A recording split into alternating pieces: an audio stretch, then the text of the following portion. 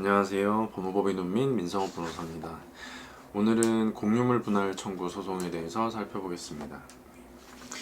상속을 받았거나 또는 공유지분 매수를 통해서 어떤 부동산이나 동산을 그냥 전체를 다 소유하는 게 아니라 공유 지분으로 소유를 하게 되는 경우가 있죠. 네, 이렇게 공유 지분을 소유하는 경우에는 관리나 처분에 있어서 단독 소유와는 다른 민법상 규율이 적용이 됩니다. 즉 자유롭게 자기 맘대로 처분을 하거나 관리를 할 수가 없는 거죠. 공유자들 사이에서 의사소통이 원활하고 또 사이가 좋다면 아무런 문제가 되지 않겠죠. 그냥 협의를 해서 협의된 내용에 따라서 하면 되니까. 만일 이제 다툼이 있거나 또는 연락이 되지 않는다 이러면 본인의 재산임에도 불구하고 적절한 관리가 되지 않거나 또는 처분을 할 수가 없게 되는 문제에 봉착하게 됩니다. 이런 상황에서는 공유물을 분할을 해서 공유관계를 해소할 필요가 있겠죠. 공유자들끼리 협의를 해서 분할을 하는 방법이 있고, 협의가 되지 않는 경우 법원에 공유물 분할 청구 소송을 제기하여 분할하는 방법이 있습니다. 오늘은 이 중에서 법원에 소를 제기해서 공유물을 분할하는 방법인 공유물 분할 청구 소송에 대해서 살펴보겠습니다. 민법은 이와 같이 공유물 분할 청구를 할 수 있다 이렇게 규정을 하고 있습니다. 집합 건물의 공용 부분과 같이 분할이 금지가 되는 경우 또는 공유자들끼리 분할 금지 약정을 해둔 경우가 아니라면 원칙적으로 공유물 분할 청구를 하는 데에는 제약이 없습니다. 법원에 공유물 분할 청구의 소를 제기를 하면 법원은 세 가지 방법 중 하나로 분할을 해줍니다. 첫 번째 방법은 현물 분할인데요. 현물 분할은 공유물을 물리적으로 나누어서 각 공유자에게 그 지분에 상응하는 만큼의 그 부분을 단독 소유로 귀속시키는 방법이고요. 재판에 의한 공유물 분할에서 는 현물 분할이 원칙입니다. 따라서 현물 분할을 할 수가 없거나 또는 현물 분할을 했을 경우 가액이 감손될 염려가 없는 경우라면 현물 분할을 해야 하지만 법원은 이런 요건을 엄격하게 해석하고 있지는 않아서 그냥 전체적으로 봤을 때는 현물 분할보다는 다른 방법이 낫겠다 싶으면은 다른 방법들로 분할을 해주고 있습니다. 두 번째 방법은 가격 배상에 의한 분할입니다. 이거는 공유물을 공유자 중에 한 명 또는 수인 소유로 귀속을 시키고 그 대신에 다른 공유자에게 그 지분의 가격을 돈으로 정산을 해주는 방법입니다. 그리고 마지막 방법은 경매에 의한 대금 분할인데요.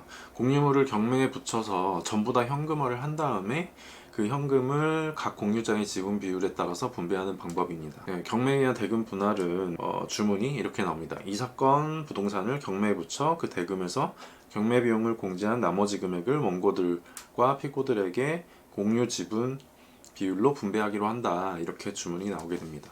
법원은 앞서 말씀드린 이 세 가지 분할 방법 중에 하나를 선택을 하는데 그 선택을 함에 있어서 이런 것들을 고려를 합니다. 우선 첫째, 공유물의 성질, 위치, 면적, 그 다음에 이용 상황과 분할 후의 사용 가치, 그리고 공유자의 희망 이런 것들을 종합적으로 고려를 하는데요.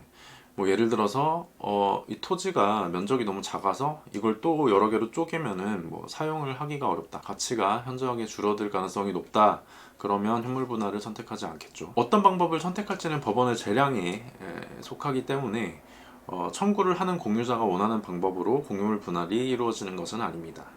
그럼 예를 들어서 본인이 나는 이걸 전부 내가 갖고 나머지를 돈으로 정산해주고 싶다라고 법원에 요청을 하더라도 법원은 그냥 경매에 붙여서 대금을 나눠 가져라 이렇게 결정을 할 수 있다는 거죠. 이렇게 공유물을 분할하는 방법은 세 가지가 있다라는 걸 말씀을 드렸고요. 공유물 분할 청구 소송을 할 때 몇 가지 유의사항이 있습니다. 우선 첫째로는 당사자 적격인데 공유물 분할 청구 소송은 고유 필수적 공동소송, 쉽게 말하면 반드시 공유자 전원이 소송의 당사자가 되어야만 한다. 원고가 됐든 피고가 됐든 반드시 전원이 들어와야 된다는 겁니다, 소송에. 그래서 일부 공유자를 빼고 나머지 공유자들만 상대로 소송을 제기하는 경우에는 당사자 적격에 흠이 있다고 보아 소가 각하가 됩니다.